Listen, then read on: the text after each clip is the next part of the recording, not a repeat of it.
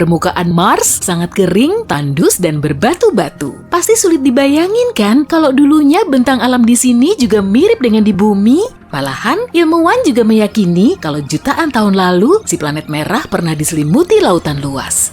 Pada awal tahun 2021, NASA telah mengirimkan rover luar angkasa tercanggihnya menuju Mars. Misinya untuk mencari tanda-tanda kehidupan mikroba yang bisa dijadikan sebagai petunjuk masa lalu planet ini. Wahana luar angkasanya bernama Perseverance atau disingkat PERSI. Saat pertama kali mendarat, PERSI langsung nyetak rekor wah sepanjang sejarah. Rover ini mendarat dengan navigasi otomatis, kamera yang terpasang di atasnya bisa melacak permukaan Mars dan mencari tempat pendaratan yang ideal. Dengan begini, para ilmuwan bisa menerapkan opsi pendaratan yang paling sesuai saat meluncurkan misinya menuju Mars. Saat ini, PERSI tengah menjelajahi planet merah dengan bantuan sistem navigasi otomatis terupdate dan tercanggih. Sebagian besarnya difokuskan untuk menganalisis formasi batuan.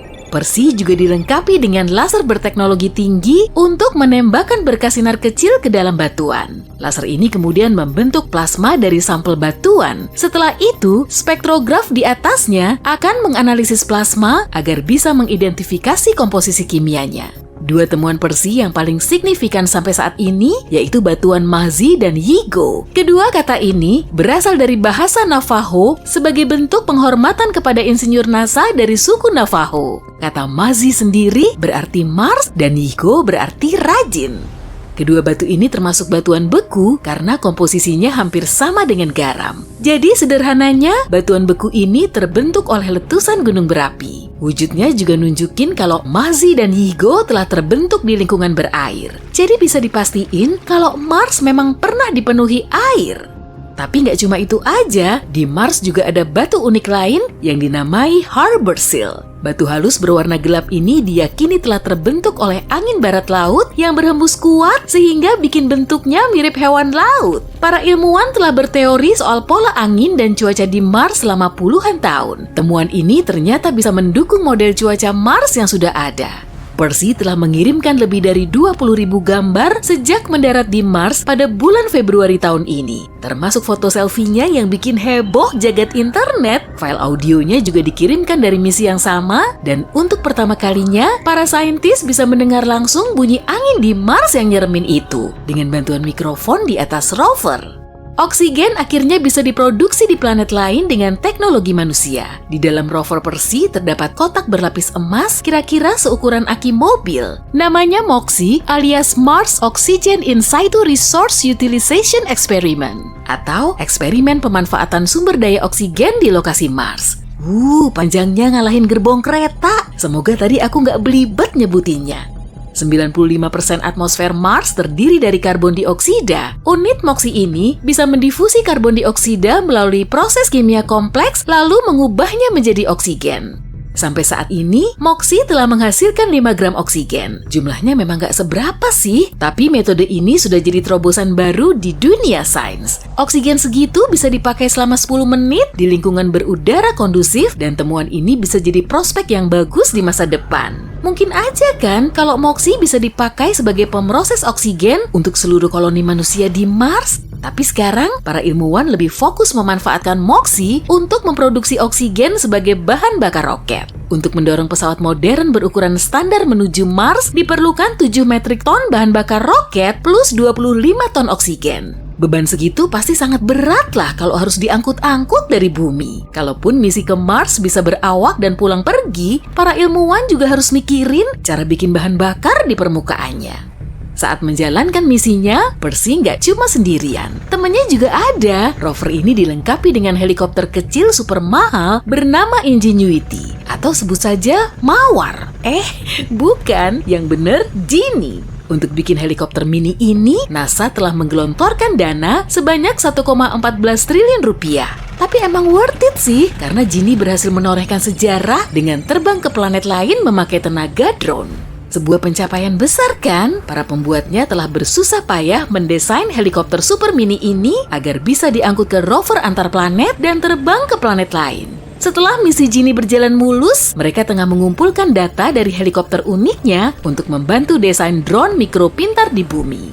Helikopter ini dipakai untuk menjelajahi medan yang memang gak sesuai dengan rovernya. Ginny mengudara di atas permukaan Mars sambil mengumpulkan data dan menjepret foto udara untuk selanjutnya dikirim ke bumi. Helikopter ini digerakkan dengan panel surya yang terpasang di atas bilah rotor. Mereka juga sempat takut kalau panelnya akan tertutup oleh lapisan debu tebal hingga bikin helikopternya macet. Tapi untungnya, gerakan udara di sekitar bilah rotor bisa ngebersihin panel surya itu. Di dalam mekanismenya, Ginny membawa potongan kain seukuran perangko dari pesawat Wright bersaudara buatan tahun 1903 itu. Ini dilakukan untuk menghormati para perintis penerbangan tersebut. Rover Curiosity pertama kali mendarat di Mars pada tahun 2012 dan telah menjelajah planet merah itu selama lebih dari 12 tahun. Rover ini nggak didesain untuk mendeteksi kehidupan di Mars layaknya Perseverance, tapi untuk mencari tahu unsur pendukung kehidupan yang mencakup air dalam wujud cair, karbon, dan sumber energi. Curiosity telah menemukan Yellowknife Bay dan di situ pernah ada danau purba. Berbagai mineral yang berasal dari air juga telah terdeteksi. Berarti danau di situ nggak terlalu asam maupun asin dan mungkin pH-nya malah seimbang. Karbon, nitrogen, dan unsur pendukung kehidupan lain juga telah ditemukan di dalam kawahnya. Dan yang paling penting, Curiosity telah menemukan sumber energi bagi kehidupan mikroba. Memangnya seberapa mungkin sih kalau di Mars pernah ada kehidupan? Curiosity telah menorehkan sejarah dengan menjadi rover Mars pertama yang mendokumentasi serta mengukur badai debunya. Sama kayak di bumi, angin Mars terus bertiup hingga mengikis formasi geologinya sehingga banyak debu yang kemudian menghasilkan awan besar. Awan debu ini menyerap cahaya matahari lalu memanas dan memicu angin kuat. Tanpa curah hujan dan air laut, awan ini semakin melarat setelah bertahun-tahun hingga akhirnya menyelimuti seisi Mars dan menghasilkan badai debu raksasa. Pada tahun 2018 lalu, Curiosity telah mendokumentasi salah satu badai besar ini dari permukaan Mars. Rover ini juga mendeteksi intensitas cahaya matahari di Mars berkurang sampai 97%, lalu sejumlah bukit pasir besar mulai terbentuk. Curiosity telah mengukur tingkat radiasi di Mars selama lebih dari 10 tahun. Para ilmuwan pun jadi bisa mengira-ngira seberapa bisa kita akan terhindar dari radioaktif saat mendarat di Mars. Dan sejauh ini beritanya cukup menggembirakan karena tingkat radiasi di Mars kurang lebih sama dengan di Stasiun Luar Angkasa Internasional. Berarti para astronot akan bisa bertahan dalam perjalanan pulang pergi jangka panjang tanpa perlu khawatir dengan radiasi. Gunung berapi tertinggi di tata surya, Olympus Mons, juga terdapat di Mars. Tingginya mencapai 21,9 km atau sekitar 2,5 kali tinggi Gunung Everest. Gunung berapi ini terbentuk jutaan tahun lalu saat gunung di Mars banyak memuntahkan lava cair ke seluruh permukaannya. Olympus Mons termasuk gunung api perisai, jadi nggak melontarkan lava dan kobaran api ke udara. Tapi lavanya cuma mengalir perlahan menuruni lereng sehingga konturnya lebih landai dan kemiringan rata-ratanya cuma 5%. Meski umurnya sudah jutaan tahun, Olympus Mons terbilang masih relatif muda. Makanya ilmuwan meyakini gunung ini masih berpotensi aktif dan bisa meletus sewaktu-waktu. Selain mengamati kondisi geologi di permukaan Mars, Curiosity juga mencatat kondisi langitnya. Pada bulan Maret 2021, rover ini menangkap warna benderang di langit Mars yang disebut sebagai awan induk mutiara. Warna-warni ini muncul saat semua partikel awan hampir sama, dan biasanya fenomena ini terjadi beberapa saat setelah awan terbentuk. NASA dan China masing-masing berencana untuk mengirim manusia ke Mars. Kedua badan antariksa ini memiliki rencana sementara untuk meluncurkan misi berawak pertama pada tahun 2033, tepat ketika Mars dan Bumi sedang giat-giatnya saling sapa. Dan bukan hanya itu, misi-misi lainnya mungkin akan dilakukan pada tahun 2035, 2037, dan seterusnya. Tujuan utamanya adalah membangun habitat Mars untuk eksplorasi dan penelitian di masa depan. Jadi, bagaimana mereka akan melakukannya? Mari kita cari tahu. Bepergian ke Mars tidak semudah naik roket. Jarak antara planet-planet kita bisa berubah banyak seiring waktu, mulai dari sekitar 57 juta kilometer hingga 400 juta kilometer. Dan bahkan dengan teknologi terbaik kita, dibutuhkan waktu 6-9 bulan untuk sampai ke planet merah. Jadi, perjalanan pulang pergi ke Mars bisa berarti menghabiskan waktu 3 tahun jauhnya dari Bumi, belum lagi harus berhadapan dengan radiasi ekstra dan melayang-layang dalam gravitasi mikro. Namun, Jet Propulsion Laboratory NASA punya kabar gembira. Para ilmuwan telah bekerja tanpa lelah untuk merancang misi dengan arsitektur minimal ke Mars. Mereka berpikir bahwa tahun 2033 adalah tahun yang tepat untuk mewujudkannya. Begini, setiap 15 tahun, planet-planet berbatu, Venus, Bumi, dan Mars berada pada posisi yang tepat untuk menciptakan titik kosmik yang pas. Misi ini akan memanfaatkan kesempatan langka ini dan melakukan manuver bantuan gravitasi dengan bantuan Venus. Jadi, kayak dapat dorongan dari ketapel planet gitu. Kita akan mempercepat laju wahana antariksa kita dan mengurangi kebutuhan untuk membuat tenaga pendorong sendiri. Laporan ini juga membahas tentang beberapa ide yang sangat keren, seperti menggunakan tenaga nuklir untuk mesin pesawat ruang angkasa dan menggunakan sumber daya Mars untuk membuat sesuatu. Teknologi-teknologi ini bisa membuat perjalanan ke luar angkasa lebih cepat, melindungi astronot dari radiasi, dan mempermudah kehidupan di luar angkasa. Bahkan, teknologi-teknologi ini bisa memungkinkan kita untuk membuat sumber daya dan bahan bakar di Mars. Jadi, beginilah rencananya. Pertama, kita akan meluncurkan wahana antariksa menuju Mars. Wahana ini akan menghabiskan waktu sekitar 30 hari di orbit tinggi, menjelajahi dan mengumpulkan data yang berharga. Kemudian, wahana ini akan kembali ke bumi dan mampir ke Venus untuk melakukan kunjungan singkat. Jadi, seluruh petualangan ini akan berlangsung sekitar 570 hari atau hanya 1,6 tahun. Dan petualangan yang lebih singkat berarti lebih sedikit paparan radiasi.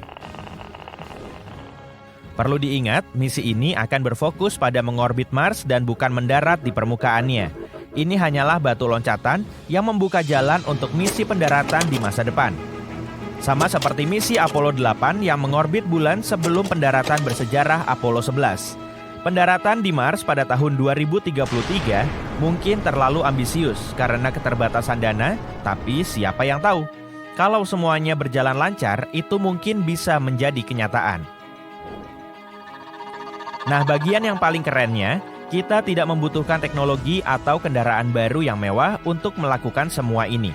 Kita akan memanfaatkan teknologi yang sudah ada, yang sudah diproduksi atau sedang dipelajari untuk program bulan Artemis. Mari kita uraikan wahana misi Mars kita, yakni teka-teki besar yang terdiri dari banyak bagian. Dan coba tebak, wahana ini dibuat oleh komunitas penggemar ruang angkasa pada tahun 2017. Benar, bukan para ilmuwan yang membuatnya pertama kali. Tapi sekarang, ini bukan hanya ide yang fantastis lagi. Sebagian besar dari benda-benda ini sudah menjadi kenyataan, dibuat atau direncanakan oleh NASA. Jadi, mari kita lihat konsep ini. Pertama, kita memiliki pesawat ruang angkasa Orion. Ini adalah pesawat luar angkasa yang akan membawa para kru ke orbit di sekitar bumi dan membawa mereka kembali pulang dengan selamat. Ini seperti taksi luar angkasa yang super mewah. Dan mungkin ini adalah taksi paling kuat yang pernah ada. Taksi ini dikombinasikan dengan 3 tahap pendorong yang kuat. Dan kita juga menggunakan bahan bakar khusus yang tidak perlu suhu sangat dingin seperti di film-film. Selanjutnya ada tahap keberangkatan ke bumi. Ini adalah bagian penting dari misi kita ini. Tahap ini membantu kita membuat dorongan kuat yang akan mengirim kita menuju Mars. Lalu ada habitat transit Mars. Disinilah para kru akan tinggal dan bercengkrama selama perjalanan mereka ke Mars. Seperti rumah antariksa yang ramah dengan semua hal yang mereka butuhkan untuk merasa nyaman. Dan terakhir, tahap penyisipan orbit Mars. Saat kita mencapai Mars, benda luar biasa ini akan membantu kita melambat dan memasuki orbitnya dengan mulus. Ini adalah ahli manuver kita. Bahkan, habitat transit Mars sedang dikembangkan dan mungkin akan diuji coba dalam beberapa tahun ke depan. Artinya, kita sudah berada di jalur yang tepat untuk menyiapkan semuanya untuk misi Mars yang luar biasa di tahun 2033. Dengan kata lain, kita bekerja dengan apa yang kita miliki dan akan mewujudkannya. Sekarang, mari kita bahas jadwal rencana tersebut.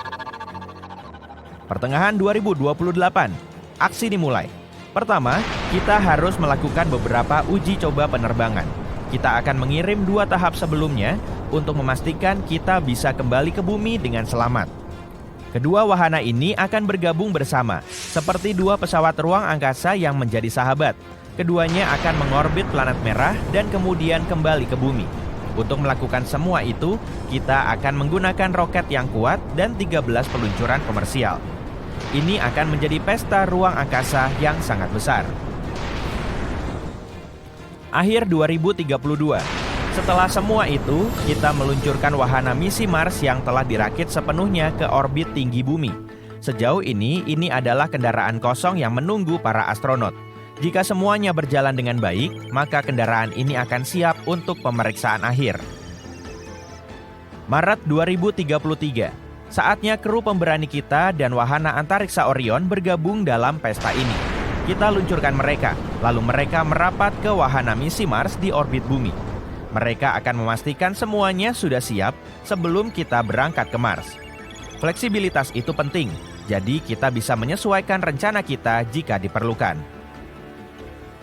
April 2033. Semua orang siap untuk berpetualang. Mesin yang kuat dinyalakan, dorongan besar yang mengirim kita menuju Mars. Awak akan melakukan perjalanan selama sekitar 200 hari.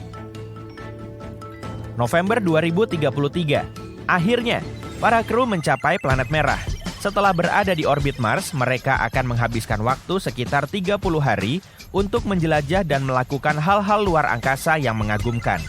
Mars akan menjadi taman bermain kita. Ketika tiba waktunya untuk kembali pulang, mereka akan mengucapkan selamat tinggal pada wahana yang telah membantu mereka mencapai orbit Mars. Kemudian, kendaraan mereka akan bertemu dengan dua wahana yang kita kirimkan sebelumnya. Ingat kan? Dan setelah itu dibutuhkan waktu sekitar 340 hari bagi para kru untuk kembali ke bumi. Disinilah kita akan menggunakan gravitasi Venus untuk meluncur mengelilingi matahari. Untuk menjaga peralatan dan kru pada suhu yang tepat, kita akan memiliki perisai matahari yang akan melindungi dari panas matahari, karena kita akan berada sangat dekat dengannya. Pada akhirnya, Orion akan masuk kembali ke atmosfer bumi dan jatuh ke air. Sungguh akhir yang heroik. Dan ini baru permulaan. Tim kita yang luar biasa punya rencana lain untuk para petualang paling berani di luar sana. Namanya misi jangka panjang kelas konjungsi. Misi ini diluncurkan pada bulan April 2033 dan berlangsung lama, 950 hari. Itu lebih dari 2,5 tahun dengan 550 hari dihabiskan di orbit Mars. Misi ini membutuhkan lebih sedikit peluncuran dari bumi, tapi memiliki beberapa tantangan yang berbeda, seperti menghabiskan lebih banyak waktu dalam gravitasi mikro dan menghadapi peningkatan radiasi. Jadi, kita akan membutuhkan pahlawan luar angkasa yang sesungguhnya untuk yang satu ini. Namun, tentu saja, ada beberapa rintangan besar yang harus diatasi sebelum kita bisa mewujudkannya. Para ahli mencermati program perjalanan ke Mars NASA dan menemukan bahwa rencana tersebut membutuhkan beberapa perubahan serius.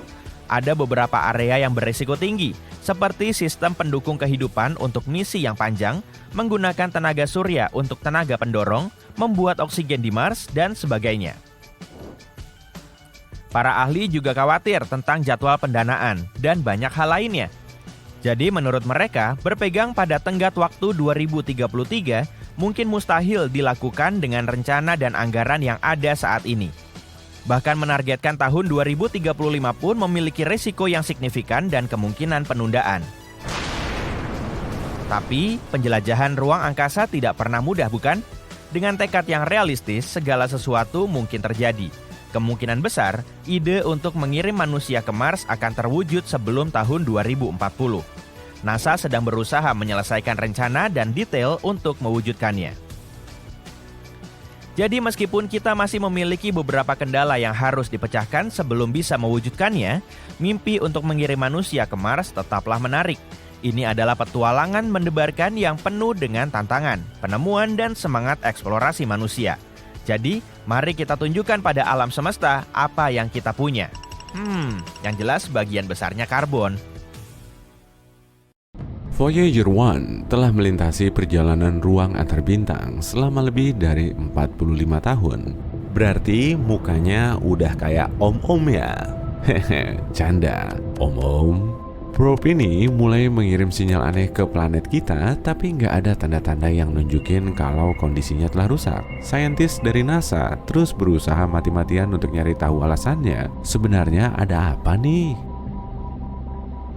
Nah, sebelumnya aku mau ngebahas dulu soal Voyager 1 dan perjalanan panjangnya. Voyager 1 adalah pesawat luar angkasa milik Amerika Serikat. Para saintis dari NASA mengirimnya ke luar angkasa pada 5 September 1977. Voyager punya misi untuk menjelajahi Jupiter dan Saturnus sebagai planet luar di tata surya kita. Awalnya, para saintis mengasumsikan misi ini akan memakan waktu selama 5 tahun. Haha, 5 tahun? Ternyata, probe ini bisa melampaui ekspektasi mereka. Nggak cuma menyelesaikan misinya, Voyager juga bisa berfungsi lebih lama dari estimasi awal. Voyager 1 telah menjelajah di luar angkasa selama lebih dari 45 tahun. Peran Voyager 1 di dunia sains sangatlah besar. Probe ini berhasil mengirim banyak foto Jupiter dan Saturnus ke pengamat di bumi. Kita juga bisa melihatnya sendiri di situs web NASA. Berkat Voyager 1, para saintis bisa nemu beberapa satelit baru Jupiter dan sistem cincinnya yang belum diketahui. Kita juga bisa tahu, bintik merah Jupiter yang terkenal itu ternyata adalah badai raksasa kuat. Setelah meninggalkan orbit Neptunus, Voyager juga mengirimkan banyak data penting mengenai plasma antar bintang. Jadi, Voyager 1 telah memperlihatkan peran pentingnya kepada para saintis. Probe ini kemudian melanjutkan perjalanannya menuju sabuk Kuiper dan heliosfer. Sabuk Kuiper adalah cincin objek es yang membentang di sepanjang Neptunus hingga sekitar 50 satuan astronomi dari matahari. Sabuk ini agak mirip dengan sabuk asteroid, tapi 20 kali lebih lebar dan 100 kali lebih berat. Sedangkan heliosfer adalah area di sekitar matahari yang tekanan angin suryanya seimbang dengan tekanan gas antar bintang. Kamu mulai bingung ya? Hehe, kedengarannya memang agak rumit, tapi data ini sangat membantu kita dalam memahami alam semesta secara keseluruhan. Jadi, inilah tugas terakhir Voyager, memberitahu kita lebih lanjut tentang ruang antar bintang. Probe ini telah mengirim lebih dari 60 frame mosaik tata surya dari jarak lebih dari 6,5 miliar kilometer dari bumi. Para saintis menggunakan frame ini untuk membuat gambar berwarna dengan ukuran besar yang diberi nama pale blue dot atau titik biru pucat. Kira-kira ini titik apa ya? Oh, ternyata bumi kita. Jadi, begitulah rupa bumi kita dari sudut pandang Voyager. Foto ini mampu nunjukin kalau kita sangat kecil dan planet kita sangat rapuh. Voyager 1 juga punya misi lain yang lebih penting, yaitu memberitahu peradaban lain tentang manusia di bumi. Kamu pernah dengar soal piringan emas Voyager yang terkenal itu kan? Piringan emas ini berisi banyak file audio dan video yang terdiri dari beberapa bagian. Bagian pertama berisi kata halo dalam 55 bahasa, termasuk bahasa kuno dan bahasa yang sudah punah. Hampir 80% dari rekaman ini berisi banyak jenis karya musik, misalnya musik klasik karya Bach, Beethoven, Mozart, Stravinsky, musik rakyat dari berbagai negara dan era, hingga blues seperti lagu-lagu terkenal karya Louis Armstrong dan Chuck Berry. 20% sisanya berupa rekaman suara manusia, alam, hewan, dan 116 foto yang dikodekan menjadi sinyal audio. Ada juga rekaman pidato Kurt Waldheim, mantan sekretaris PBB, dan Jimmy Carter, mantan presiden Amerika Serikat yang berisi pesan persahabatan. Selain rekaman, para ilmuwan juga nyiapin jarum pemutarnya, lengkap dengan gambar sederhana yang nunjukin cara pakainya. Mereka juga ngasih tahu cara mengubah pesan suara menjadi gambar. Di dalam piringan ini juga ada koordinat bumi yang terbuat dari peta pulsar. Koordinatnya nunjukin posisi matahari di galaksi Bima Sakti. Rekaman ini dibungkus dalam kotak aluminium berlapis emas untuk melindunginya dari radiasi dan debu kosmik. Sambil membawa piringan ini, Voyager 1 memulai perjalanan panjangnya. Jarak tempuhnya sudah lumayan jauh, dan posisinya saat ini sudah sejauh 154 satuan astronomi dari kita, atau sekitar 23 miliar kilometer. Karena inilah, Voyager 1 menjadi objek buatan manusia yang letaknya paling jauh. Gelar ini awalnya disematkan pada misi Pioneer 10, tapi Voyager 1 berhasil menggesernya pada tahun 1998. NASA bisa dibilang untung besar karena Voyager 1 jauh melampaui batas masa pakainya. Bahkan saking kerennya, Voyager 1 telah menyalip saudara kembarnya, Voyager 2, yang diluncurkan ke luar angkasa 2 minggu sebelumnya. Voyager 1 bergerak dengan kecepatan 17 km per detik atau 56.000 km per jam. Mobil sport modern tercepat di dunia aja cuma bisa melaju dengan kecepatan 491 km per jam. Jadi, kecepatan Voyager 1 sulit dibayangin. Voyager 1 tengah melaju mendekati batas awan Oort atau lapisan hipotetis objek es yang mengelilingi tata surya. Para astronom belum mengonfirmasi keberadaannya, tapi mereka sangat yakin objek tersebut memang ada di situ. Bahkan beberapa saat lalu, fenomena lubang hitam pun cuma dianggap teori. Sayangnya, Voyager 1 nggak akan kembali ke tata surya kita. Probe ini mungkin akan terus berkomunikasi dengan bumi sampai tahun 2025 hingga akhirnya hilang kontak. Dalam waktu 300 tahun, Voyager 1 akan sampai di batas awan Oort. Dan setelah 30.000 tahun, ia akan meninggalkan tata surya. Dan pastinya kita juga akan meninggalkan dunia ini. Kalau perjalanannya lancar, 10.000 tahun kemudian, Voyager 1 akan terbang menuju bintang katai merah Gliese 445 di rasi bintang jerapah. Nantinya, probe ini mungkin akan terus terbang di sekitar Bima Sakti. Oke, sekarang kita bahas soal sinyal misteriusnya ya. Memangnya ada apa sih? Nah, jawabannya agak unik. Laboratorium Propulsi Jet NASA yang memantau dan mengendalikan dua Voyager melaporkan masalah ini pada bulan Mei 2022. Pesawat luar angkasa andalan kita ini tiba-tiba mengirimkan data aneh menuju bumi. Makanya para insinyur NASA mulai kebingungan. Pasti kamu mikirnya gini kan, palingan Voyager 1 udah mulai rusak tuh. Tapi kenyataannya nggak begitu. Voyager 1 masih berfungsi seperti biasa, bahkan masih bisa menerima dan menjalankan perintah dari bumi, serta mengumpulkan dan mengirimkan data ilmiah. Tapi AACS atau Attitude and Articulation Control Subsystem nggak nunjukin proses yang sebenarnya terjadi pada Voyager. Sistem ini mendukung orientasi probe di luar angkasa dan membantunya terus berkomunikasi dengan bumi. Pada dasarnya, sinyal ini nunjukin kalau orientasi probe di luar angkasa sedang kacau. Tapi menurut klaim para saintis, bukan ini masalahnya. Mereka tahu sumber sinyal antena tetap ada di posisi yang sama, relatif terhadap bumi. Jadi, semuanya sudah sesuai dengan rencana. Masalah tersebut belum mengacaukan sistem perlindungan kesalahan di Voyager 1. Probe ini juga belum memasuki mode aman. Lalu, apa yang terjadi di luar angkasa sana? Ketua peneliti Suzanne Dodd mengatakan masalah ini sebetulnya bisa diprediksi, apalagi Voyager 1 sudah beroperasi selama 45 tahun. Para pakar menjelaskan proses di dalam probe memang masih menjadi misteri. Mereka nggak tahu pasti sumber data yang salah, dan pengaruhnya terhadap pengoperasian Voyager masih belum jelas.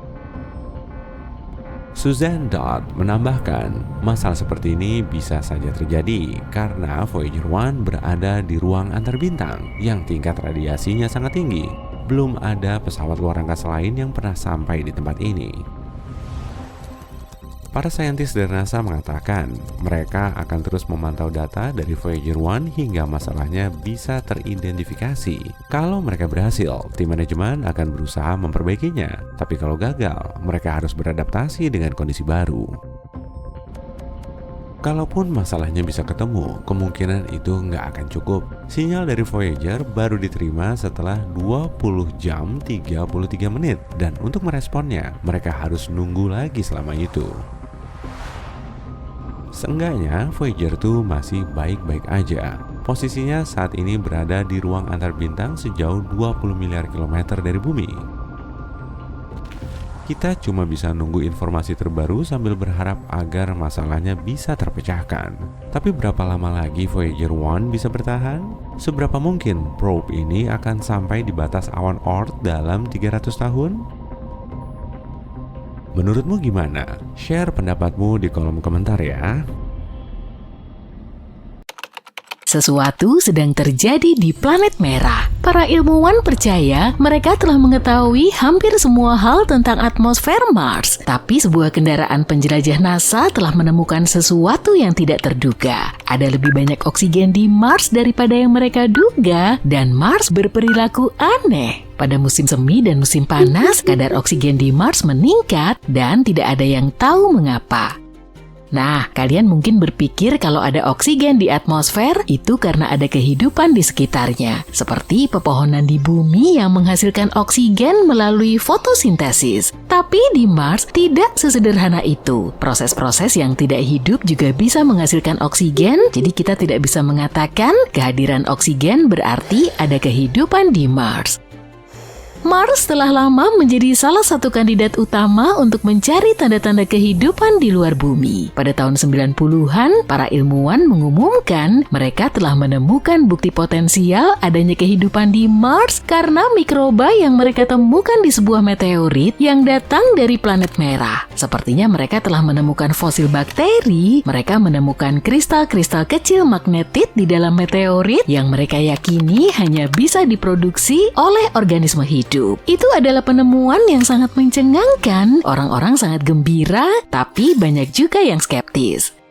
Hal itu tidak membuktikan memang ada kehidupan di planet merah. Mungkinkah ada kehidupan di sana di masa lalu? Meteorit ini diperkirakan terbentuk di Mars miliaran tahun lalu dan mendarat di bumi ribuan tahun lalu. Para skeptis segera mulai membongkar bukti-bukti yang ada dan akhirnya menemukan beberapa hal yang tidak masuk akal. Misalnya, kristal magnetit ini tidak ada yang bisa memastikan bagaimana mereka terbentuk. Kenapa harus bakteri? Beberapa penelitian menunjukkan mereka bisa jadi merupakan hasil dari gelombang kejut.